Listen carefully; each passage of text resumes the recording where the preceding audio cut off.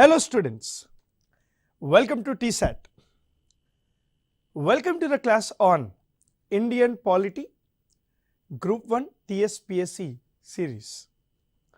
As part of the Indian Polity TSPSC Group 1 series, in the last class we have discussed about local governance.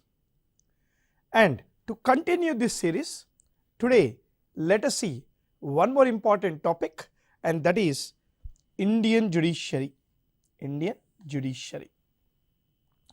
See, Indian Judiciary is very important because Indian Judiciary or judicial system is part of the major component in separation of powers theory in India.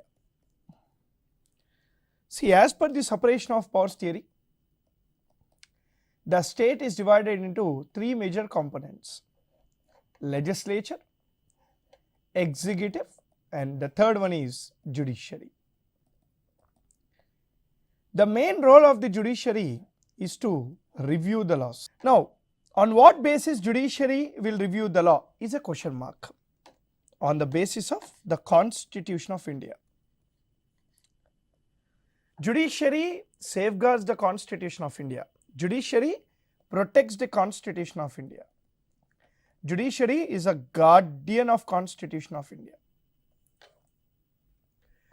So, as it is a guardian of Constitution of India, every law made by the legislature is reviewed by the judiciary to validate it. Now, in India, the Indian judiciary is divided into a three-tier hierarchical system. The top of the all judicial system, we have Supreme Court, and bottom we have high courts. This is in state levels, and you have subordinate court in district level. We have one Supreme Court for the entire country. We have 25 high courts, and we have 600 plus subordinate courts, right? So, part 5 of the Constitution talks about Supreme Court, and part 6 of the Constitution talks about high court and subordinate courts. So, Indian judiciary or judicial system in India is always in news because of some Supreme Court or high court judgments, or majorly because of its judgments related aspects with parliament or legislature. So, judicial system in India is very unique and important because it is a guardian of the Indian Constitution. It protects the Indian Constitution. It ensures that everything in this country is aligned to the Constitution only, is following the Constitution of India. So, only it is called the protector of the Indian Constitution. Now, let us continue this Indian judiciary topic and see the first question. Yes. If you look at the first question, it says, consider the following and choose the correct statement. Indian judiciary is both independent and integrated. Supreme Court of India was formed on January 20th, 1950. Okay. See, let me reveal the answer first and explain this. Answer is C. Both the statements are correct. Yes. Indian judiciary is both independent and integrated. Now, what is the meaning of independent and integrated? See, whenever I say Indian judiciary is independent, this character of the independent judiciary is taken from US. This concept is taken from US, which goes along with the doctrine of judicial review. According to this doctrine, the legislative laws and executive policies or procedure in India is reviewed by judiciary to ensure these policies and laws follow the Constitution. Because Indian judiciary ensures everything is followed, everything follows the Constitution, it has to be independent. It cannot work with other components. Because it is a protector of the Constitution, it has to be independent. So, only Indian judiciary is called independent judiciary. Now, what is this integrated judiciary? Indian judicial system which is integrated is taken from UK concept or UK constitution. According to this, according to the integrated judicial concept, every law in India, whether it is a union law or a state law, can be enforceable by all the courts in the country, meaning every court in this country, including the district courts, have the authority to review and enforce any law in this country. This is the integrated system of judiciary. Now coming to Supreme Court. Supreme Court was formed on January 28, 1950.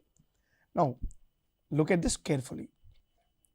See, it was in the year 1937. Federal Court was established at Delhi as per the recommendations given by Government of India Act 1930. So as per the recommendations of Government of India Act 1935, a federal court was formed in 1937 at Delhi, and this federal court was renamed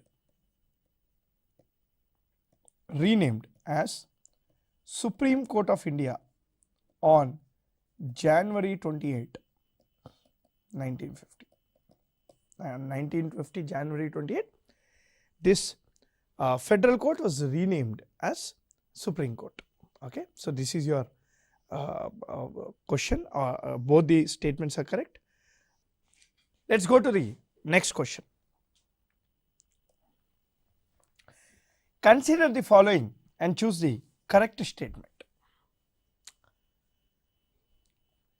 The Chief Justice of India appointed should be the senior most judge of Supreme Court according to Constitution. This is a key statement here. Very key word. Let me decode this. Article 124 to 147 deals with Supreme Court, which is part of Part 5 of the Constitution. Okay, this is a very simple question, simple statement. See, whenever if you see any statement which is tricky, the second statement will be very easy. Imagine this. See, absolutely this statement is correct. Now what about this statement? Yes, we all know that the Chief Justice appointed should be the senior most judge, senior most in terms of age, the first person to get retired. But is it according to the Constitution? No. Nowhere in the Constitution it is mentioned that the senior most judge of the Supreme Court should be appointed as CJI. This is as per a convention, or this is as per the Supreme Court judgments. We follow this, not as per the Constitution. Article 124 of the Constitution talks about the appointment of the judges, and nowhere it says that the senior most judge must be appointed as the Chief Justice of India. But after 1970s, we have seen that the Supreme Court made it mandatory for a senior most judge to be appointed as the Chief Justice of India by the President. So this is wrong. The answer is B. Now coming to this is absolutely correct. As I told you before, let me tell you again. Just give me a minute.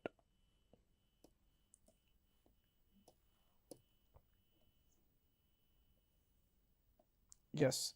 See, we have three-tier hierarchical judicial system, integrated judiciary. The first one is Supreme Court, the second one is High Court, and the third one is Subordinate Court. Subordinate Court. Part 5 of the Constitution talks about Supreme Court, and you have Part 6 of the Constitution talks about High Court and Subordinate Court. Now in Part 5, Article 124 to 147 talks about Supreme Court. High Court, Article 214 to 231 talks about High Court, and 232 to 237 talks about Subordinate Court. So this is the constitutional provisions we have, 124 to 147. So the answer is okay. Let's go to the next question. Yes, expected for the exam because it is in news since very long time. Which article of the Constitution deals with contempt of the court provisions by Supreme Court? See, C and D you can straight away eliminate because these two articles doesn't belongs to Supreme Court only. So you have to see if it is Article 129 or 136. Article 136 of the Constitution talks about special leave petition. It deals with special leave petition. It doesn't talk about contempt of the court. Article 129 of the Constitution talks about contempt of the court, Supreme Court, and Article 215 talks about contempt of the court of High Court. This belongs to High Court, this is Supreme Court. Say contempt of the court is something when you go against the Supreme Court judgments or orders. And whenever there is a contempt of the court has all the rights to punish you. This contempt of the court is actually made applicable by Parliament law. As per Article 129 and 215, the Parliament has made a law in 1971 called Contempt of the Court Act 1971. According to this Contempt of the Court Act of 1971, there are two types of contempts. The first one is civil contempt, the second one is criminal contempt. When any person is disobeying the order of the Supreme Court and High Court, that is called civil contempt. Disobeying the order, disobeying the judgment, it is called civil contempt. When any person is defaming the court, defaming the judiciary, degrading the judiciary, it is called criminal contempt. For both, a person can be punished. Okay, so this is answer A. Look at the next question. Yes, consider the following and choose the correct statement. Okay, the judges of the Supreme Court and High Court are appointed by President of India after consulting Council of Ministers. The judges of the Supreme Court and High Court are appointed by President. This is correct. Up till here it is correct. After consulting Council of Ministers. No, this is wrong, because for appointment of the judges, presently a procedure is followed, and that procedure is called Memorandum of Procedure.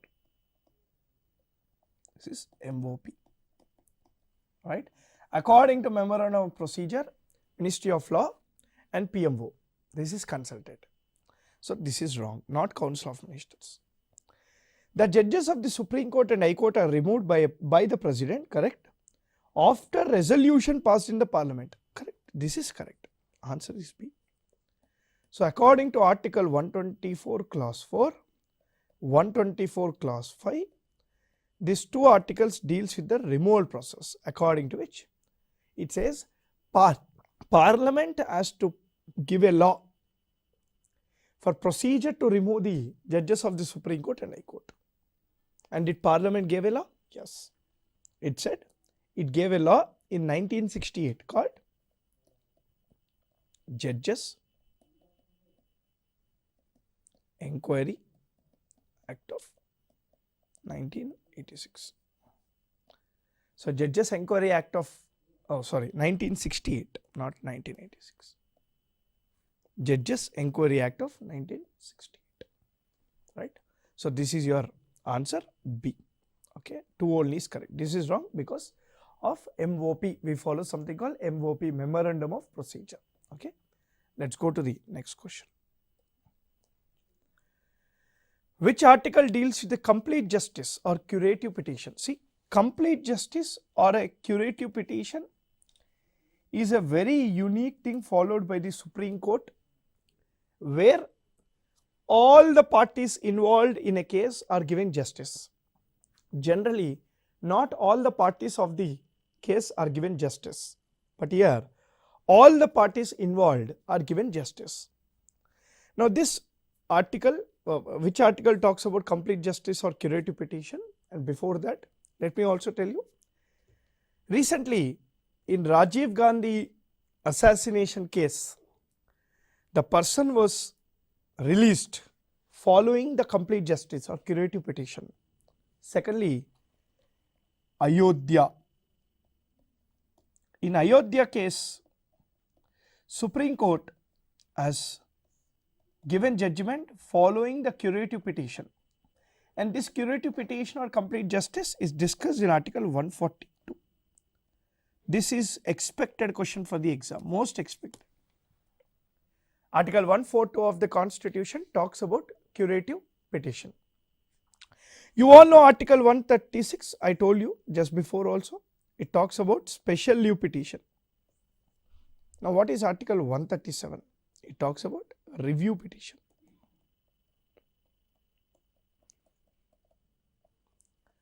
Article 137 talks about a review petition. 142 talks about curative petition, right? To tell you, right, in Ayodhya case, there are three parties involved. One, we have Ram Lalla Virajman, we have Nirmoyi Akara and Suni Waqf Board.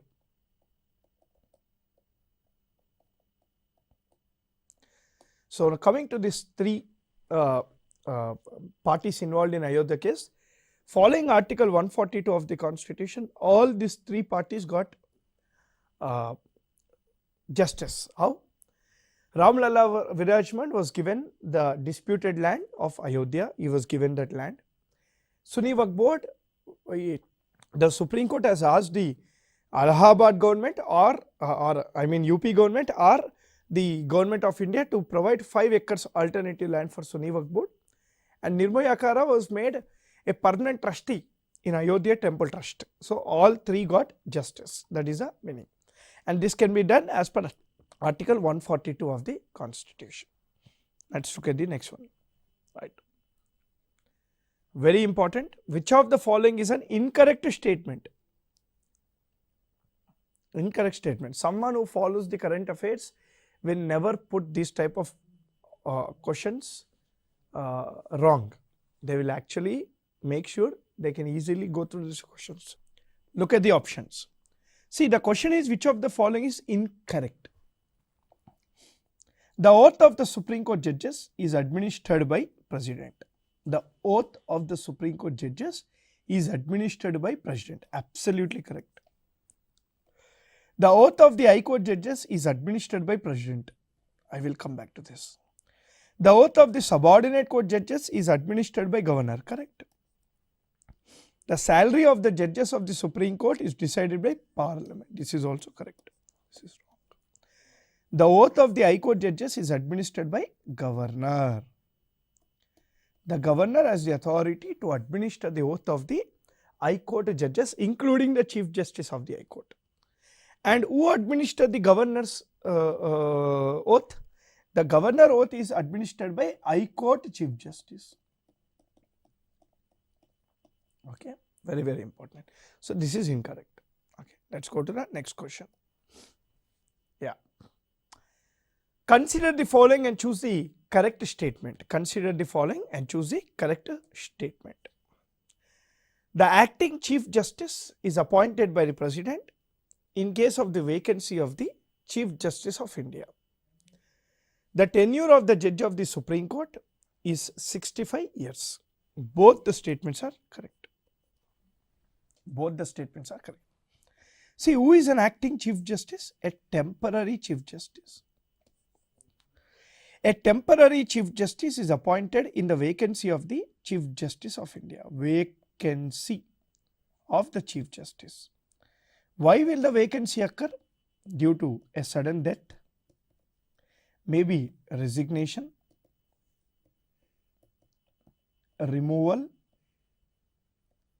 and incapacity.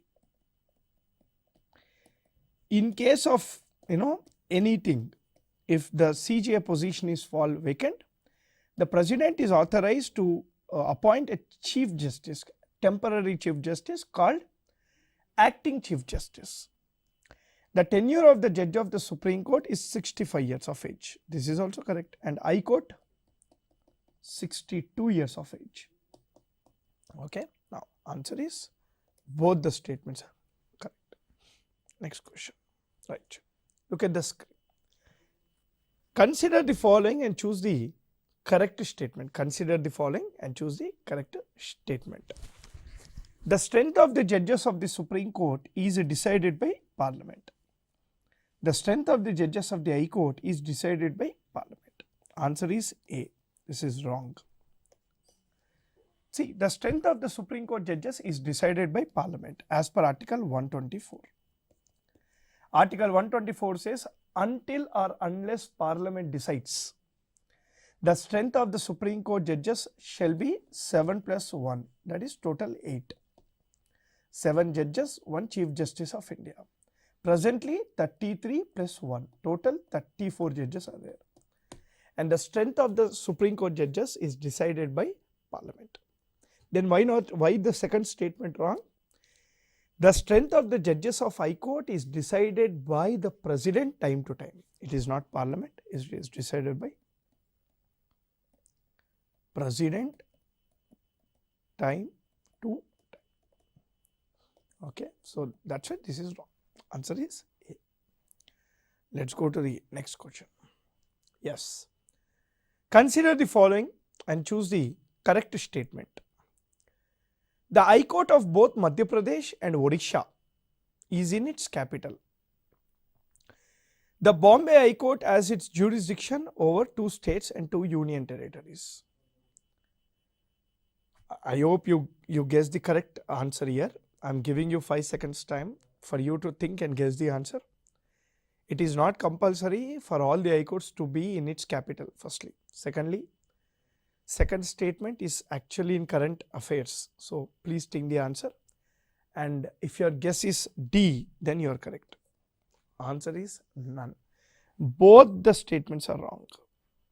Why? See, Madhya Pradesh capital is Bhopal. But the High Court of Madhya Pradesh is in Jabalpur. It is in Jabalpur, not in its capital. Now Odisha capital is Bhubaneswar. And where is the High Court located? Cuttack. Not only this, if you look at Rajasthan, the capital of Rajasthan is Jaipur, but the High Court is in Jodhpur. The capital of Gujarat is Gandhinagar, but the High Court is in Ahmedabad. The capital of Uttar Pradesh is Lucknow, but the High Court is in Prayagraj, Allahabad High Court. The capital of Kerala is Trivandrum, but the High Court is in Ernakulam. So this area is where you need to learn more. Very, very important. And one High Court has its jurisdiction not only on one state, it can be in many states or on other states and also on other union territories. The second statement is actually correct till 2020, but after 2020 it is wrong. The Bombay High Court has its jurisdiction on 2 states and 1 union territory. Now what are these 2 states? Maharashtra and Goa. But UT, there is only one UT, that is Daman and Diu and Dadar Nagar Haveli. These both union territories got merged. As these both union territories got merged, we have actually one, not 2. I'll give you one more example. If you look at Calcutta High Court. See, Calcutta High Court has jurisdiction over 1 state and 1 union territory. Kolkata High Court jurisdiction is over West Bengal, Andaman Nicobar Islands. Chennai or Madras High Court, Tamil Nadu and Pondicherry. Ernakulam, Kerala, Lakshadweep. If you look at Chandigarh, very unique. Chandigarh High Court has jurisdiction over Punjab, Haryana, Chandigarh. So the jurisdiction actually differs. Now we have Jammu and Kashmir, which is a union territory, as its own High Court, Delhi High Court. So it is not compulsory that a High Court has its jurisdiction only for that particular state. It can be for more than that, more than one state, along with union territories. Secondly, it is not compulsory that an High Court should be in a capital. It can be in other places as well. Okay. Now let us go to the next question. Yeah, very important question, Amma. Consider the following and choose the correct statement. The rules for administration of the Supreme Court is given by Parliament. The rules of the administration of the High Court is given by state legislature. The office of the Chief Justice is under RTI. You know what is the answer? 3 only. Both the statements are wrong. This is correct. The office of the Chief Justice is under Right to Information Act. This is absolutely correct. I want everyone to remember this. Now coming to the first statement, or let me explain this. The rules of the Parliament is decided by Parliament only. The rules of the State Legislative Assembly is decided by Assembly only. The rules of the Council is decided by Governor. And the rules of the Supreme Court is decided by Supreme Court. The rules of the High Court is decided by High Court. And the rules of the subordinate court is decided by Governor plus High Court together. They decide the rules, the administration, how they are, how they perform, how they are, how they will be, etc.